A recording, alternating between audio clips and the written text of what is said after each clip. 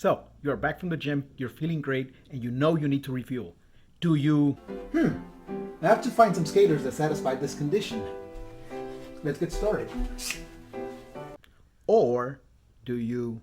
Let's see, we have some chicken, we have some carrots, some bacon, some milk, some jelly. But since I'm trying to watch what I eat, I'm trying to keep it around 500 calories. In this video, I'm going to show you why those two situations are completely identical. Thank you for stopping by here at Tao2Pi. I am Caesar the Tutor, and today we're going to be talking about the linear algebra diet. The linear algebra diet is not a weight loss method. Rather, it is a way to connect something abstract like linear algebra and n-dimensional spaces to the stuff that you eat every day, aka your diet.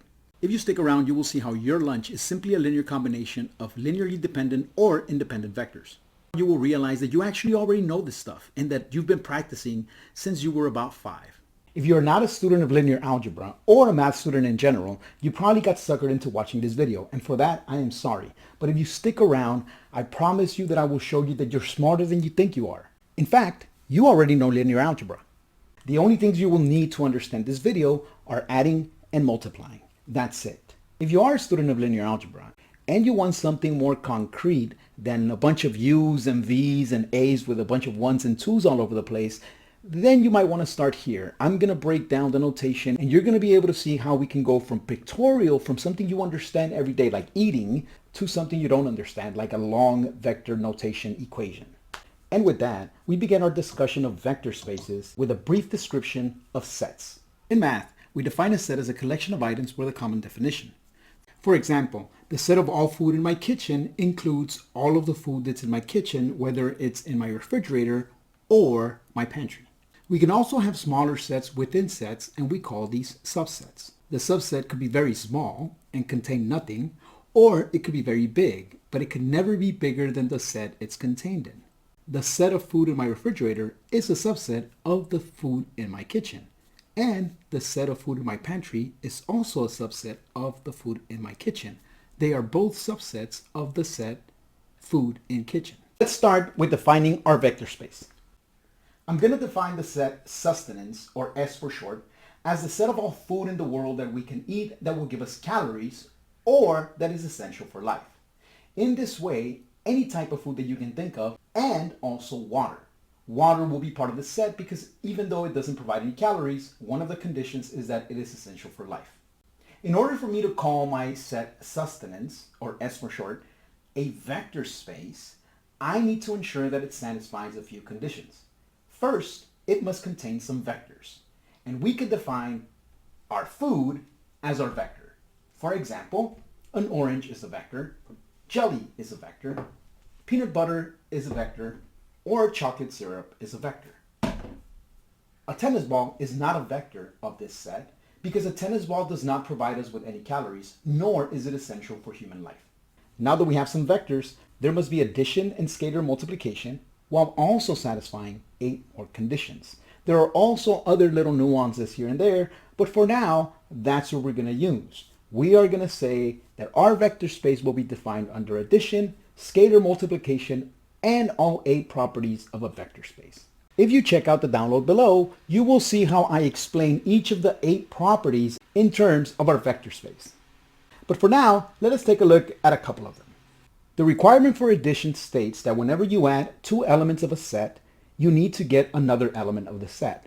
In our case, whenever we take 2 foods and add them together, we are going to get something that is food also. Furthermore, the total caloric value of the resulting vector will just be the sum of the caloric values of each individual vector. For example, if you take 2 slices of bread and add them together with a slice of bacon, you will end up with a bacon sandwich.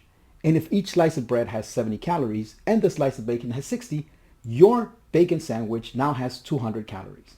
In order to satisfy the property for multiplication, scaling has to make sense. And we can think of scaling as multiplying by a constant. In the previous example, instead of writing it as 1 slice of bread plus 1 slice of bread, we could have simply written as 2 slices of bread. And we can show this by using 1 copy of slice of bread with a 2 in front of it to say that we have 2 slices of bread. Come on, dude.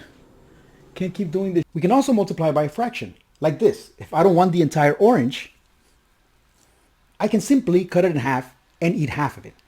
And the amount of calories in this orange have now halved. Half of the amount of calories are in this half, and the other are in this one. So scaling also works in our vector space.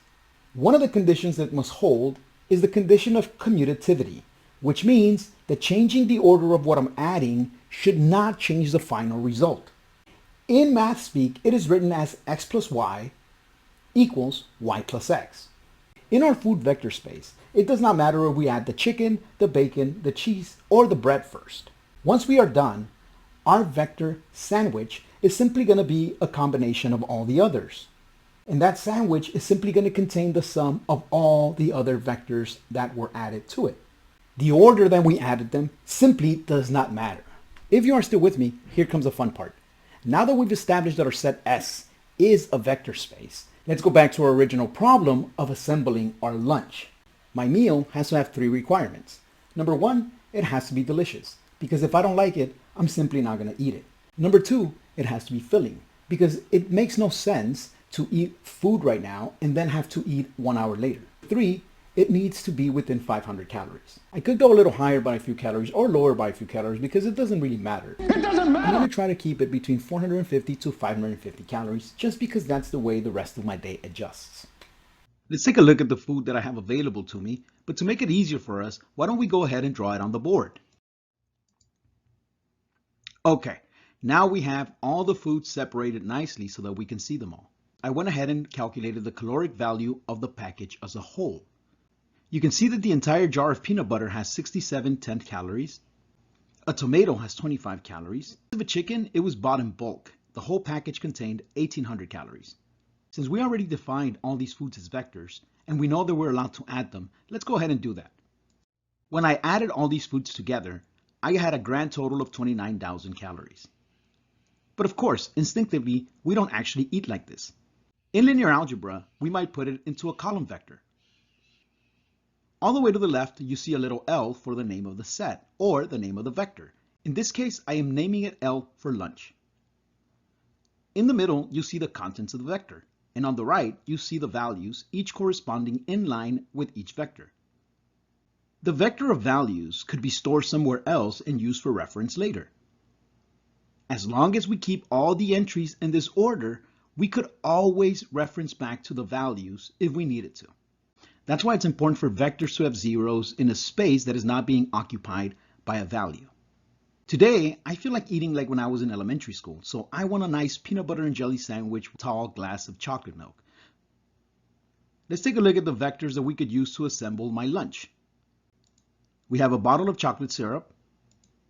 We have 1 jar of peanut butter, slice of bread, 2 quarts of milk, 1 jar of jelly. But right above that, we also see that we already have 1 bottle of chocolate milk. Let's go ahead and add it because it's another way to assemble my L vector, or my lunch. However, working with this stuff is a little confusing, so why don't we go back to the pictures?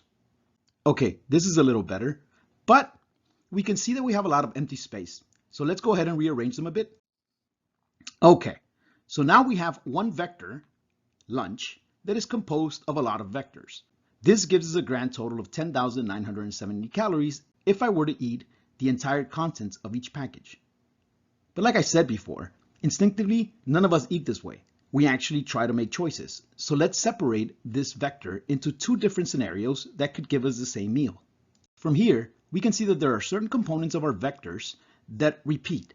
For example, we have peanut butter, bread, and jelly at the top vector, and we have peanut butter, bread, and jelly in the bottom vector. What we could do is combine these into a vector and call it a new vector, PB and J. And this PB and J vector will be composed of 1 jar of peanut butter, 1 slice of bread, 1 jar of jelly. Remember, according to our definition of our vector space, we're allowed to scale these amounts. So we could actually have 2 slices of bread, but we will go into that a little later. For now, let's take a look at our other 3 vectors, the chocolate milk, the syrup, and the milk. And let's go ahead and put them somewhere else. So we notice that a bottle of chocolate milk plus a carton of milk is going to give us many of chocolate milk. How many? Well, it depends on how much milk and how much chocolate syrup we use. If you remember from elementary school math, that of simply means to multiply, and that many could be represented by any variable, then we could rewrite this expression like this. Now what we have is a bottle of chocolate syrup plus a carton of milk is going to give us some amount of chocolate milk. We could always vary the amount of syrup and the amount of milk to give us different amounts of chocolate milk. So we could always use variables in front of the chocolate syrup and the milk to represent what's going on. In math, as long as we haven't given a variable a value, it's okay to reuse it and move it around as long as we make a note of it. Sometimes we move them around so that it makes sense, like this. But if I did this in class, I would have to make a note. I would have to say that I either rearrange the scalars or redefine them. And now this new equation tells us that some amount of chocolate syrup plus some amount of milk equals some amount of chocolate milk. It would be kind of tedious to keep drawing the same figure on the board over and over again. You might run out of colors, or you might not have them. So it makes more sense to represent those foods with something else, like letters. Let's go ahead and do that right now. Let U1 be the chocolate syrup, let U2 be the milk, and let U3 be the chocolate milk. When we combine them with our scalars, we have that A times U1 plus B times U2 equals C times U3, which is really just the representation of what's going on in the top picture. Now let's see what else we can do with this. We already gave vector names to our vector foods, so let's go ahead and rewrite our equation again. A times U1 plus B times U2 equals C times U3. Most of the time we like to have a 0 on the right hand side. So what I'm going to do is add a negative CU3 to both sides. Or if you want to think of it, we're going to subtract CU3 from both sides. In real life, you might be thinking that there is no negative food, but think about it. This space is the meal that I plan to eat. If I remove an item, I am simply not eating it anymore. And really, subtracting is just going in the opposite direction. And now I'm going to do something that used to drive me nuts in school whenever my teachers did it. I'm going to go ahead and redefine C again because we haven't really given it a value. And so I'm going to make it positive just so that my equation looks nice. Why can I do this? Because I can always plug in a negative value for C and return back to where I was. A times U1 plus B times U2 plus C times U3 equals 0. And now it looks like one of those complicated equations that you might solve. But think about it. This equation has a solution. We know that some combination of the objects above makes the third one. That's the whole point. That's the only reason we arrived at this equation that equals 0. If some combination of the above items would not be able to make the third one, we would not have a solution for this equation. In linear algebra, when a vector can be made by adding other vectors, we say that the set is linearly dependent. This means the set that includes the vectors that were added and the vector that resulted. If we can identify the one vector that is the sum of the other two, we call this vector linearly dependent as well. In this case, it is linearly dependent on the other two. Now let's take a look at this situation. We have apple plus milk equals chocolate milk, which we know is absurd. But let's follow along for now. If we write it in vector notation, it looks like this. And now we have that A times U1 plus B times U2 does not equal C times U3, which makes sense to us intuitively. Now let's go ahead and take that CU3 to the other side. Now, we know that this equation makes sense to us. The left-hand side could never equal 0 because there is no combination of vectors in the above picture that will ever give us a third. There is no way we could ever combine apples and milk to get chocolate milk or chocolate milk and milk to get apples. It's simply not going to happen. The only way that this is going to happen is if we let all three of our scalars, A, B, and C, be 0. If A, B, and C equals 0, then all we end up getting is 0 plus 0 plus 0 equals 0. In linear algebra, we call this the trivial solution because not a single combination works. In this case, the set is linearly independent because there is no way to combine two of the vectors to form the third.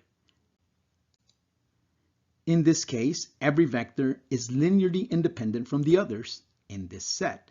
There might be a different set where the vector is linearly dependent upon others, but in this set that we formed, with the apple, the milk, and the chocolate milk, that all three of them are linearly independent. So now that we know about combinations, let's talk about scaling.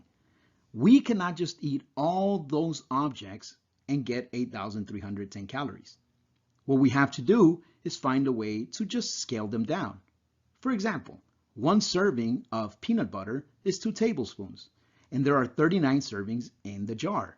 So taking one serving is the same thing as taking 1/35 of the jar of peanut butter. So let's try to see if we can figure out the others. In a way, this is the equation that we're solving. We're simply trying to find A, B, C, and D such that when we add these 4 vectors together, our result is 500 calories. But because we could quickly run out of letters, we instead reuse the same one and attach the same number as the vector number. So in this case, A1 goes with U1, A2 goes with U2, A3 goes with U3, and A4 goes with U4. Imagine having a meal that has more than 26 items. In that case, you will need A, B, C, D, F, the entire alphabet plus more. In this way, we can use a single letter and represent a lot of vectors without running out of letters. If we take the recommended amounts, we would see that we would need 2 tablespoons of peanut butter, 2 slices of bread, 1 bottle of chocolate milk, and 1 tablespoon of jelly. And that will give us an amount of 631 calories. That means that this is our linear equation.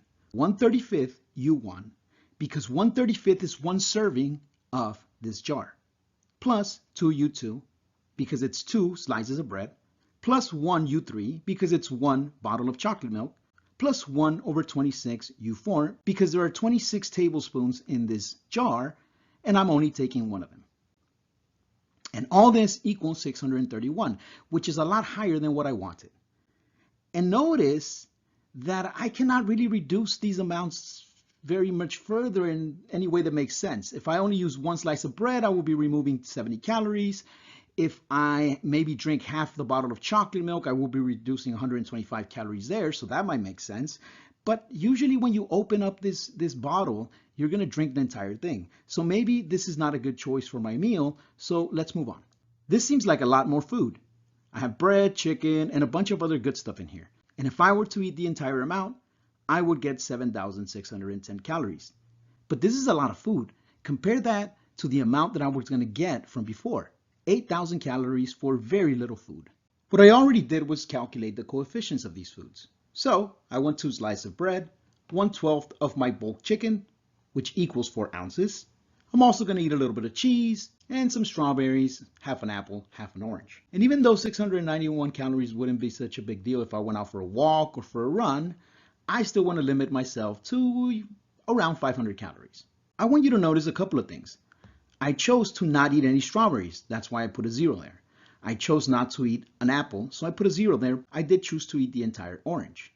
Now this coefficient on the mayo changed to 1/68. That means that I'm using half of the recommended serving. In that way, I'm still allowed to eat some of it. And notice that I doubled the amount of mustard, because even though it's more mustard and even though it gives me some calories, it's not nearly the same amount of calories that I would get from the mayo. Combining all these foods gives me 519 calories, which is right around the point where I wanted to go. And now if you look at it, we have the pictorial representation on the upper left-hand corner, and we have the vector representation on the bottom. If you notice that one says 519 and the other one says 520, is because we're rounding. In real life, we really cannot keep track of calories precisely. So it might actually be that this meal has 550 calories, or it might be that it has 490 calories.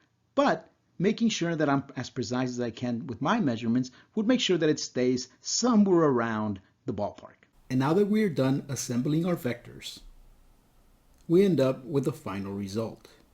A very nice sandwich with some baby carrots, jalapenos, fat-free dressing, and some oranges. And that is going to be my meal for today. Along with it, I'm going to have a glass of zero vector. One of the 8 requirements for a subspace to be called a vector space is that it must contain a zero vector. And the zero vector is a vector that when added to anything else does not change the value of the vector. And in this case, it doesn't matter how much water I drink, I am not changing the caloric value of my meal. And don't forget, if you want to plan out your lunch vectors, you don't have to start writing down equations. You can simply go to a website that already does this for you, like Wolfram, actually no, like MyFitnessPal, because that's exactly what they do.